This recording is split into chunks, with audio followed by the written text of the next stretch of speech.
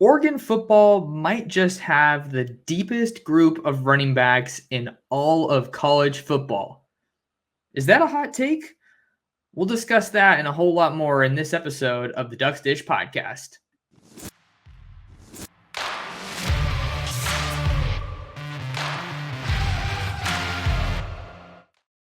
Oregon fans, what's going on? How's everybody doing? Thanks so much for tuning in to another episode of the Ducks Dish podcast.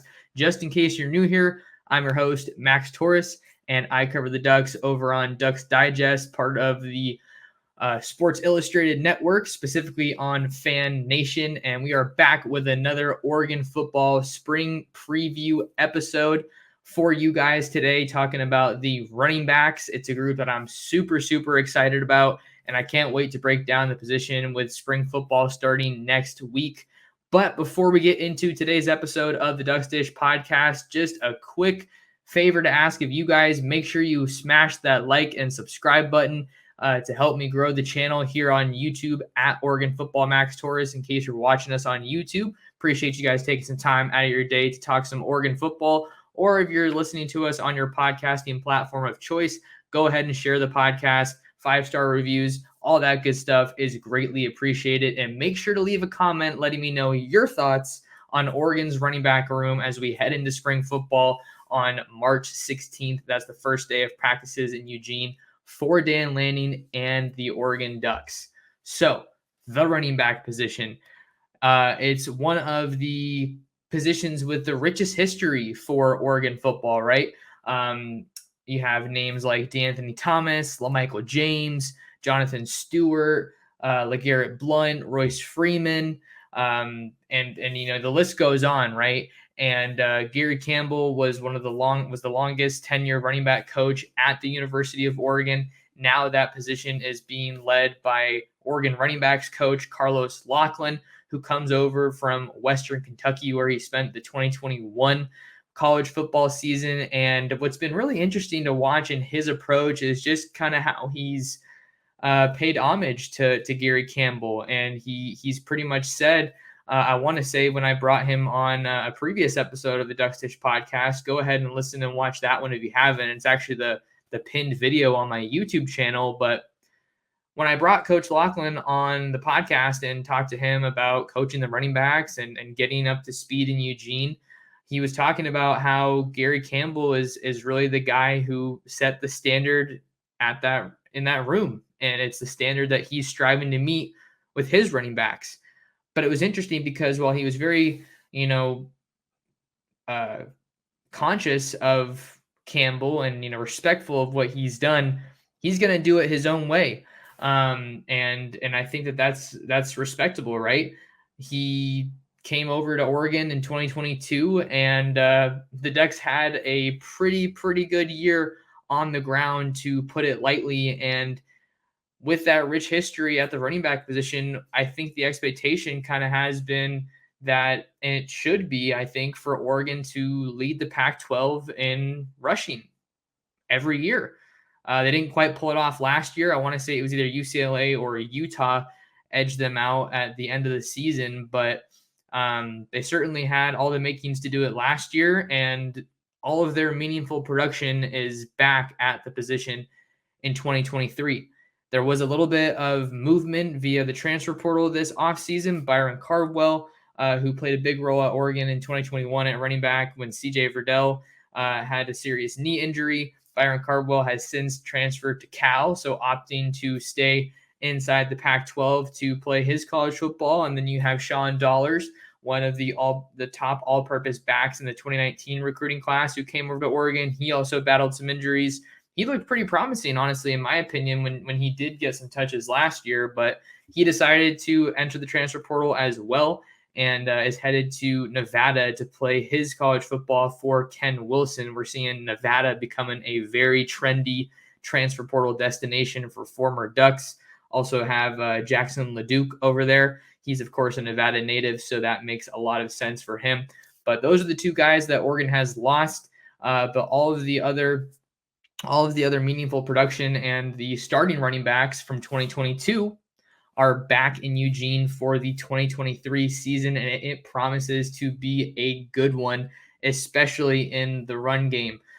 That's because you got guys like Bucky Irving who are coming back, returning for his junior season at Oregon. And I mean, this guy, he couldn't have been a bigger hit, kind of like I talked about in the last episode with Bo Nix coming over from the transfer portal. Bucky Irving was a dude. Bucky Irving transferred over to Oregon after really shining in a pretty good role over at Minnesota after Ibrahim went down with an injury. I want to say that was his name, but Bucky Irving got called on and really did his thing for the Gophers. You know, whether it be running the ball, catching the ball out of the backfield. I think he also got some extensive return work. And he showed that he was capable of impacting the game in all three phases as a running back. And he just did awesome in his first year at Oregon. Going to go through some of his notables, his build, and kind of just talk about what he did last season and why I think he's set up for success at Oregon this year as the top returning starting running back.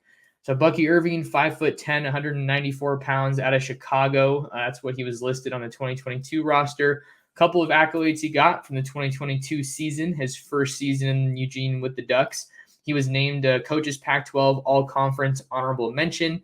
He was named to the Pro Football Focus All Pac-12 First Team, and he was named the Holiday Bowl Offensive MVP in a 28-27 win. I want to say that was the score for Oregon over North Carolina in the Holiday Bowl. 13 carries, 149 yards, and a touchdown for Bucky Irving in a really, really solid performance. But for Bucky, did he have one touchdown or two? I feel maybe I miswrote that. I'm going to go double check right now just because I'm curious. But that was like one of his best games of the year. You know, almost 150 rushing yards. He was really capable of just ripping off big gains on the ground in bunches, and then he also impacted the game through the air as a top receiving option for Bo Nix out of the backfield. All right, here we go. I got the numbers up right now. Okay, yeah. So 13 carries, 149 rushing yards, and 2 touchdowns against North Carolina in the Holiday Bowl. That's what Bucky Irving did on the ground. But on the season, 156 carries, 1,058 rushing yards, and 5 rushing touchdowns, which was the 27th 1,000-yard rushing season in Oregon program history. So a new guy comes over to Oregon, carves out a role, and he just rips off 1,000 yards. And you think that he probably could have done even more if he wasn't kind of in a 1-2 punch. I don't even know if I guess you could consider Oregon's backfield a little bit backfield by committee. Talking about the dynamic between Bucky Irving and Noah Whittington, who's the other star running back that's coming back for Oregon. But that's what Bucky Irving did on the ground, 1,000-yard season, and then 31 catches and 299 receiving yards, as well as 3 receiving touchdowns to boot, also impacting the passing game as well, which is really what you want out of your running back. You want a guy who can be dominant, be assertive on the ground, be a bruiser, be a physical dude, but you don't want him to be limited to that. And then you also want someone that can help out in pass blocking. And I think that pretty much all the running backs in this room can. Certainly the 3 returners that we're going to be talking about, but Bucky Irving was just a sensational guy. And I think the thing that really stands out about him is his physicality, even though he's, not a massive dude, not a Derrick Henry style of guy like another running back we're going to talk about later on in this episode. 5'10", 194 pounds, but he really is kind of one of the team's main bruising backs. And I really, really like his running style. And I'll tell you why. It's because the first defender rarely brings down Bucky Irving. I think that's something that he's talked about in previous interviews about a really big point of pride that he takes in his game, not letting that first guy tackle him, being able to have the presence of mind to either juke him or just run through him. But anytime it felt like we were watching this guy last year, it always felt like it was taking more than one guy to bring down Bucky Irving because he just runs so hard. looking through some of his stats from last year, he had at least 10 carries in all but 2 games. That's Georgia and Eastern Washington. Kind of interesting that he didn't run for more touchdowns, but he was incredibly effective. I'm going to see how many yards per carry he averaged. He averaged 6.78 yards per carry. So this is a guy that is honestly a quarterback's best friend. What's a quarterback's best friend? A solid running game. And that's exactly what Oregon had and should have once again under Bucky Irving. And I think that he has really, really good top end speed. He's a home run hitter. It didn't happen all the time, but he did have some pretty long runs during the 2022 season. Longest run for him was a 66-yard run against North Carolina. Also had a gain of 65 on the ground against Colorado. So he enters the spring football season for Oregon as the guy in the running back room. He's the most proven player at his position, and this was a guy that was really, really highly coveted out of the transfer portal. Oregon wasn't the only school that was going after Bucky Irving when he was initially in the portal. I know USC was a school that also really wanted Bucky Irving.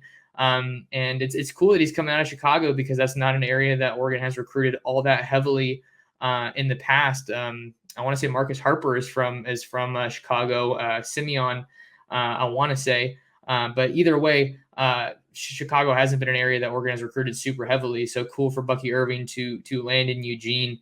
And he's just a tremendous back. He can do a little bit of everything. I don't think there's any glaring weaknesses in his game. He definitely cemented himself as one of the best running backs in the Pac-12 and certainly nationally.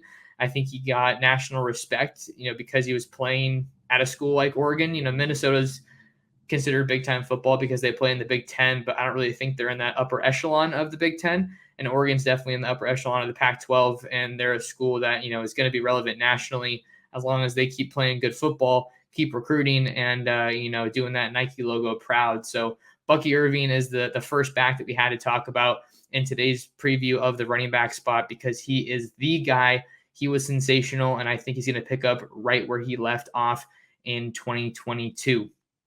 Another thing that we have to talk about with the running back position for Oregon football is that there's so much returning production, so many returners in this room, but there is one big change, and that's the offensive line.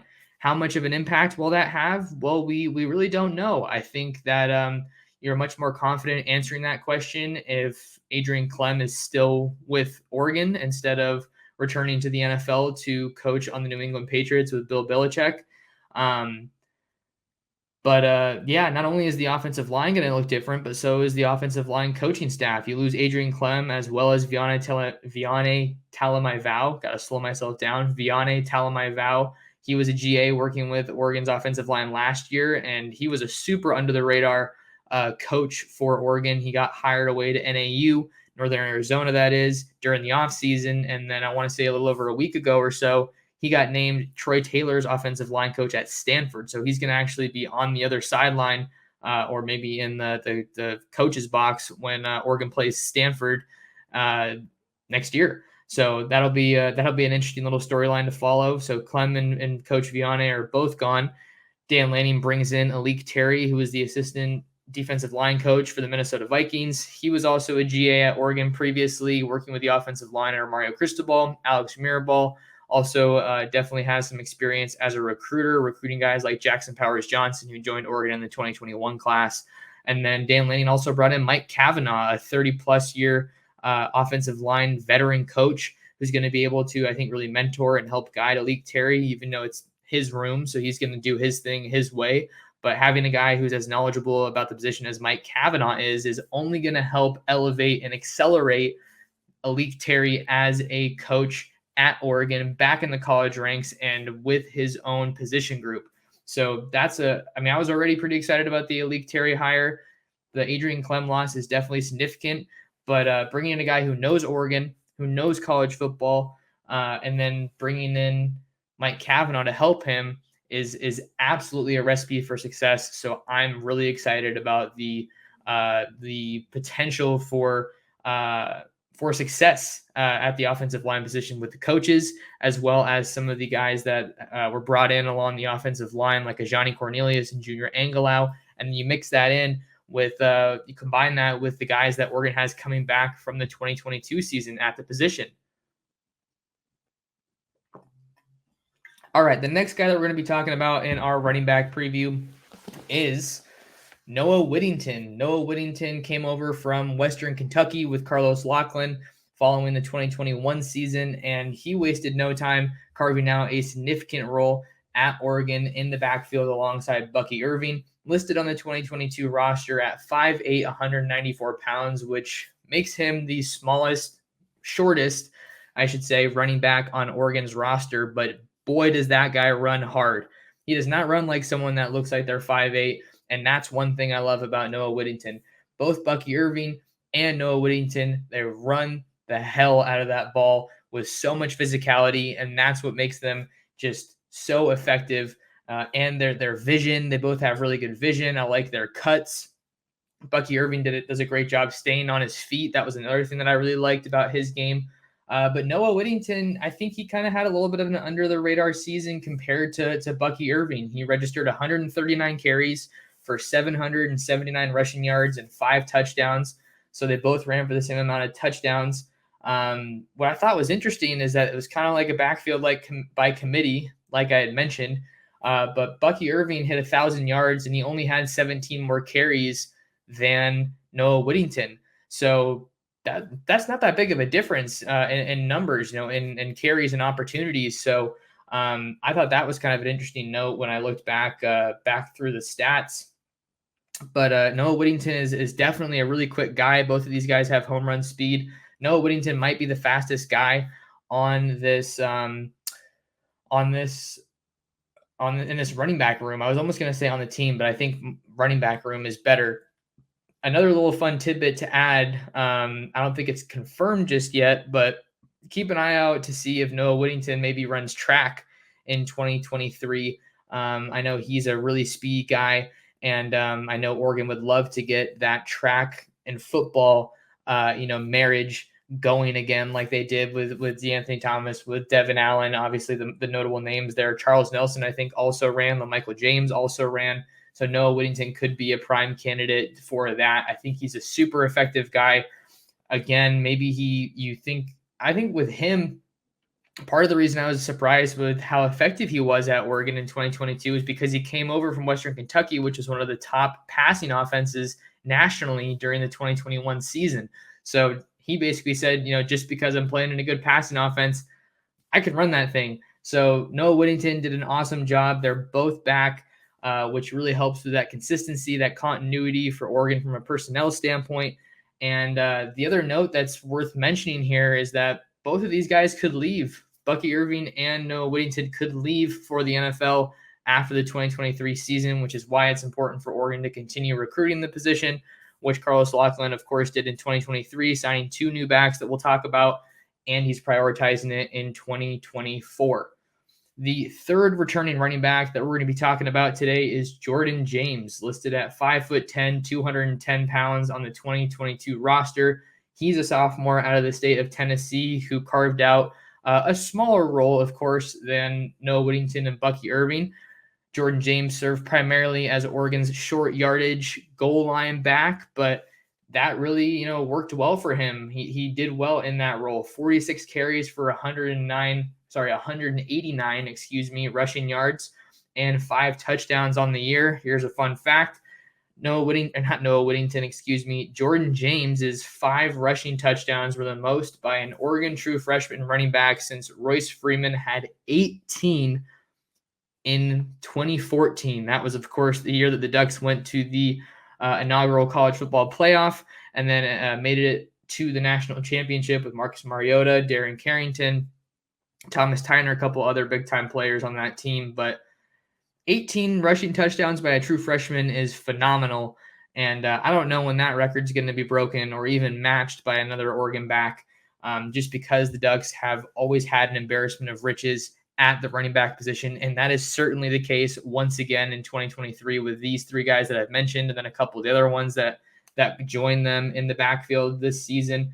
But Jordan James, I think the thing that was interesting to see for him was kind of how he did when he wasn't being used as a short yardage goal line back. What does it look like when this guy can kind of get out in space he has some wiggle to his game. He definitely has some good speed despite being one of the bigger backs on the team. So that's kind of what I'm going to have my eye on with Jordan James in 2023. Does he have kind of the same role, or does the coaching staff maybe give him a little bit more slack, a little bit more freedom to kind of operate as more of a traditional, potentially every down running back?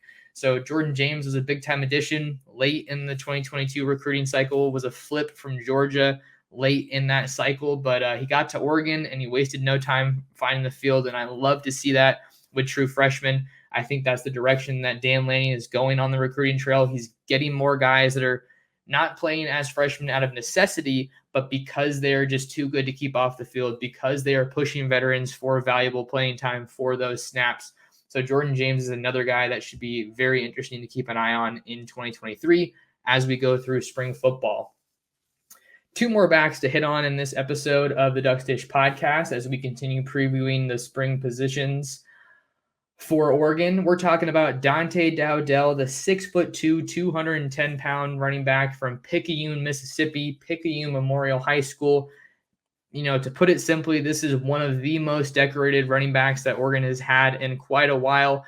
You'll remember, if you've been watching Oregon football for a while, following recruiting, the Ducks did sign Trey Benson out of, I want to say, Greenville, Mississippi. It was out of the state of Mississippi in the 2020 recruiting class.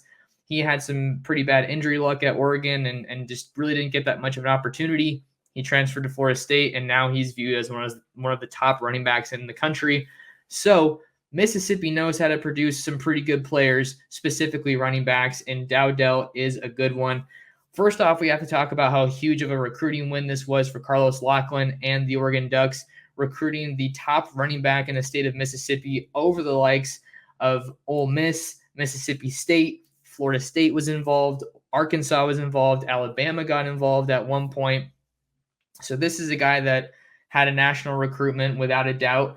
And he ended his high school career, with back-to-back state championships. And he was back-to-back MVPs in both of those championship games. And then just to sweeten the pot a little bit, he was named Mississippi 5A Mr. Football. So one of the truly best players in his state.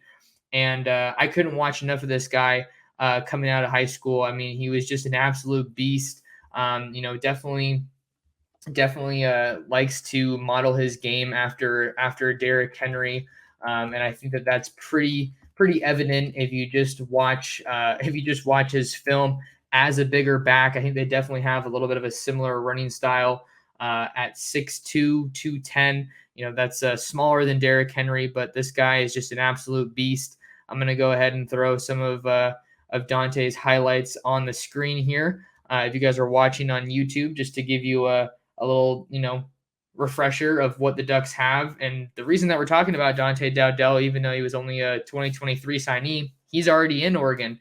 He's already enrolled, and he's ready to just, take everything that he can learn. You see the home run speed there. I think that was one thing that really stood out from his senior season is as he high steps his way into the end zone.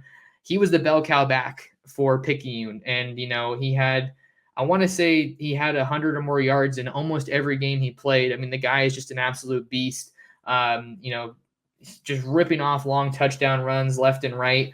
Didn't do a whole lot in terms of impacting the game through the air as a pass catcher out of the backfield. I'm sure that's something he's going to want to work on developing when he gets to Oregon, but they didn't necessarily need him to do that. It was very much one cut and run type of a deal for Dante Dowdell. So I'm kind of curious to see what the next step is in his evolution as a back. What other skills can he add to his toolbox? He has the raw power. I mean, just think of how this guy is going to take off once he gets in the weight room with Wilson Love and the rest of that strength and conditioning staff. Jordan James was able to burn his red shirt. I want to say he played in 9 of 13 games as a true freshman, and Dante Dowdell has to be a prime candidate to play at least 4 of those games to maybe possibly keep his red shirt. I know he wants to win a Heisman Trophy when he's at Oregon.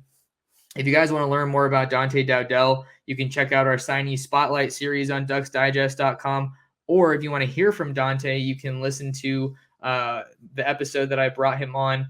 I think I had switched it over from Ducks Digest podcast to Ducks Dish podcast, but either way, if you look on my YouTube channel or on the podcast feed, you should be able to find my podcast with Dante, one of Oregon's 2 running back signees in the 2023 recruiting class. This is a guy that is, as good of a running back as we'll find anywhere in the country. And big schools came calling late, but Oregon was able to get in early. Lachlan identified him as a priority, and really, really huge recruiting win to go into the SIP, as they call it down there, and just get an absolute stud of a running back. So now we're going to move on and talk about our last running back in this spring preview, and that is Jaden Lamar out of the state of Washington, Lake Stevens High School. He was a 4-star back in the 2023 recruiting class.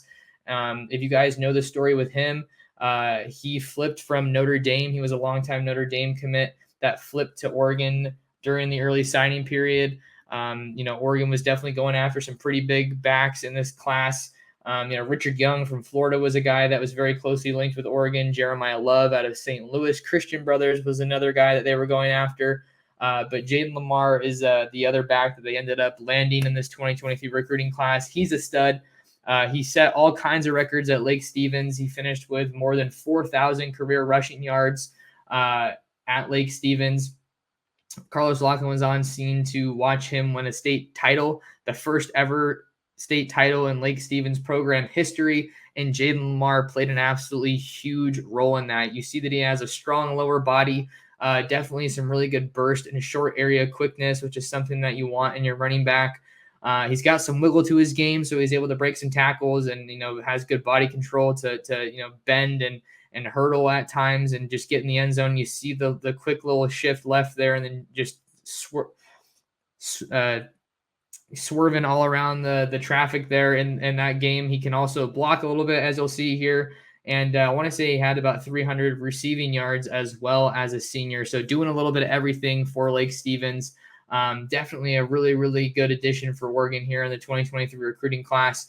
He was a guy that Lachlan kept in touch with after he came over. The previous Oregon staff recruited Jaden Lamar pretty heavily, and that interest was maintained by this new Oregon staff. So always exciting when you get a top guy from the Northwest to come to Oregon. But Jaden Lamar is another guy that I think is going to be a fantastic addition to this room.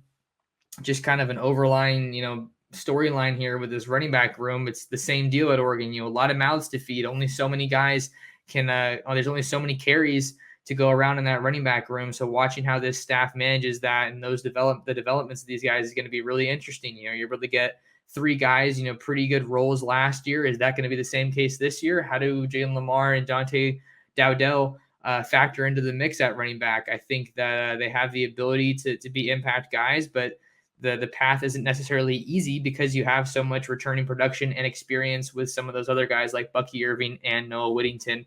But either way, they're going to be difference makers probably at some point during their Oregon careers, and the Ducks are stacked at running back, absolutely stacked. That's the big takeaway. If you take away one thing from this podcast, is that Oregon is stacked at running back. I think that you'd be hard-pressed to find another school in the Pac-12 that has the kind of depth that Oregon does. Charbonnet's gone at UCLA. I know that USC added Marshawn Lloyd, I want to say. They also have Raleek Brown, who's an absolute beast.